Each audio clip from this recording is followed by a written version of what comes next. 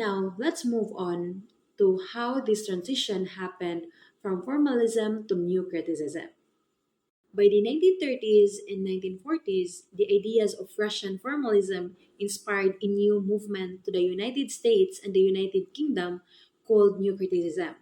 Like formalism, it focused on the text itself, but it also introduced the method of close reading, which a detailed analysis of a text structures, language, and meaning.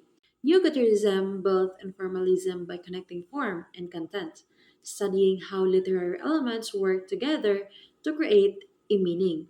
So some major figures were Clint Brooks, which studied paradox and irony in poetry, John Crow Ransom focused on structure and formal elements, Ivor Armstrong Richards, which developed close reading and textual analysis, Thomas Stern Eliot, which emphasized tradition, structure, and unity in literature.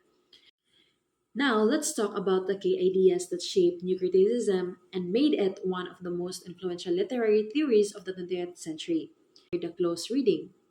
This is one of the most important contributions of New Criticism. It means carefully examining the language, imagery, and structure of a text to uncover its deeper meaning. Readers are encouraged to look closely at how every word and phrase contributes to the overall message of your organic unity. According to this idea, all parts of a literary work, such as its themes, imagery, tone, and structures, are interconnected, meaning every element work together to create one unified meaning, just like a pieces of a puzzle forming a complete picture. New criticism teaches us to focus solely on the text itself, treating it as a self contained work of art. It's about finding meaning within the words, not outside them through careful reading and analysis. Now, let's proceed to the theory development and evolution of formalism to new criticism. These slides show a comparison of formalism and new criticism in a table. Let's take a closer look at this table because it clearly shows how formalism and new criticisms are related, yet different in focus and approach. So both movements are text centered, but formalism is more about techniques and structure, while new criticism combines structure with meaning. Formalism provided the foundation, and new criticism expanded it. It shows how the interaction of elements within a text creates meaning. So this comparison demonstrates the evolution of literary theory, how ideas travel, adapt, and grow as they move from one place and time to another. If we look at this table, we can see how formalism laid the groundwork by studying literary techniques and new criticism expanded on it by analyzing both form and meaning, which creating a more complete method of understanding literature. So that's it for the theory development of formalism to new criticism. Good day, everyone. I am going to discuss the assumptions of new criticism and formalism. Let's begin with the first assumption of new criticism.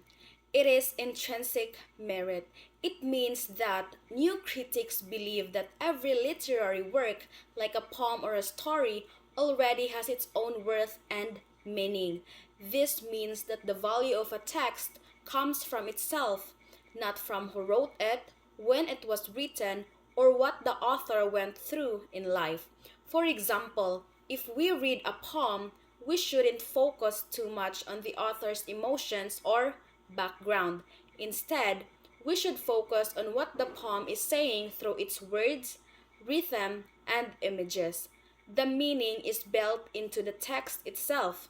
This idea encourages us to appreciate the work for what it is, a carefully made piece of art that can stand on its own. Through close reading, which means reading carefully and paying attention to small details, we discover the beauty and message hidden within the text.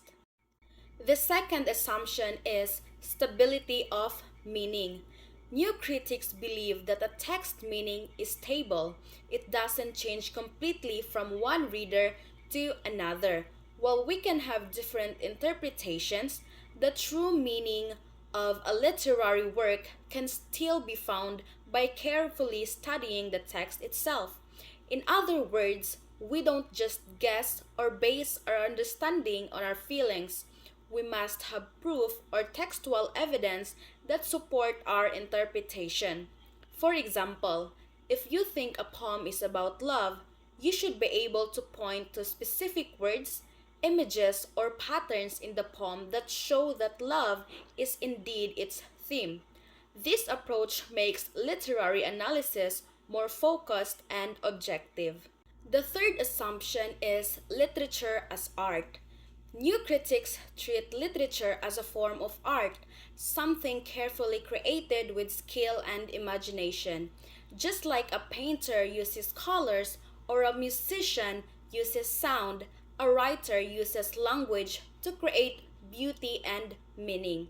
So, when we study literature, we don't just look at what the story tells us, we look at how it tells it. We analyze the choice of words, the rhythm, the tone, and the structure. These artistic elements work together to make the piece more powerful and meaningful. For instance, when a poet uses repetition or rhyme, it's not accidental. It's done to create a certain feeling or emphasize an idea. Literature is art because it uses language creatively to express deep emotions and ideas. The fourth assumption is text as a unified whole. So, new critics believe that a good piece of literature is complete and well balanced. All its parts are connected and contribute to one central meaning or theme. This is what they call organic unity. Every word, image, or symbol in a text has a purpose. Even the smallest details helps form the bigger picture. When we read closely, we try to see how these parts fit together, how contrast, repetitions, and patterns helped reveal the text message. For example, in a novel, the beginning and ending might mirror each other, or a symbol that appears in the first chapter might return at the end with a deeper meaning. So everything is connected, and understanding those connections helps us see the work as one complete whole. The last assumption of new criticism is text as a closed system. This means that everything we need to understand a literary work is already inside it. We don't need to go outside the text, like looking up the author's biography or the historical background to find its meaning. The text is closed in the sense that it can explain itself. Our job as readers is to pay attention to what's actually written and how it's written. For example, if we read a story about a family's struggle, we don't need to research whether the author experienced the same thing. Instead, we analyzed how the story itself portrays the struggle through its character, tone, and imagery. In short, the text stands alone. It's self contained and complete. Now, let's move on to formalism. The first assumption in formalism is textual autonomy. Formalists believe that a literary text is independent. It can be understood and appreciated on its own, without looking at outside factors like the author's life, social conditions, or politics. They focus only on what's inside the text: the words, the structure, the rhythm, and the patterns. For example, if we study a poem by William Shakespeare, we don't have to research about his childhood or personal experiences. Instead, we analyze the imagery, word choice, and tone used in the poem itself. This approach helps readers concentrate on the craftsmanship of writing rather than the author's personal story. The second assumption in formalism is intrinsic meaning. Formalists believe that the meaning of a literary work comes from within the work itself. The language, form, and structure all work together to express that meaning. That means we don't look outside the text for answers. We look at how the text builds its own meaning through the arrangement of words, symbols, and patterns. For example, in a poem, the repetition of certain words or the use of strong imagery might reveal the poet's main idea. Everything we need to understand is already present in the way the text is written. The third assumption in formalism is objective study. Formalists treat literature almost like a science. They believe that analyzing a text should be done carefully, systematically, and without personal bias. In other words, our feelings or opinions shouldn't influence our interpretation. We should focus on what is actually there, the language, the structure, the techniques, and describe how these elements work together to produce meaning. For example, if a story uses a recurring symbol like a bird, we study how that symbol appears, what it represents, and how it changes throughout the story. This kind of analysis is clear, organized, and based on evidence. The fourth assumption is it focuses on literary devices. Formalists pay close attention to the tools or techniques that writers use to make their works artistic. Things like imagery, rhythm, symbolism, tone, and point of view. They believe that understanding how these devices function helps us understand how the text creates meaning. For instance, the use of contrasting images might show a conflict in the story, or the use of sounds patterns might create a specific mood in a poem. So instead of just summarizing what the text is about, we examine how it communicates its message. The fifth and last assumption is context within the text. Formalists believe that the meaning of any word, line, or image depends on how it connects with the rest of the text.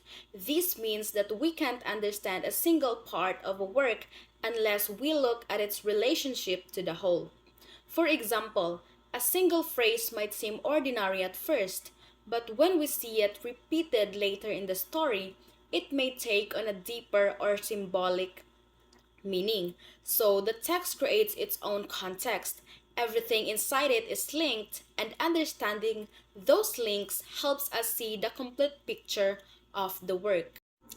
To sum it all up, both new criticism and formalism teach us that a literary work can stand on its own. We don't need to rely on the author's life, emotions, or history to understand it. Instead, we focus on the text itself, its language, structure, symbols, and artistic techniques. Through careful reading and analysis, we uncover the deeper meaning and appreciate the beauty of literature as an art form. These approaches reminds us that great literature is timeless. Its meaning lives within the words themselves.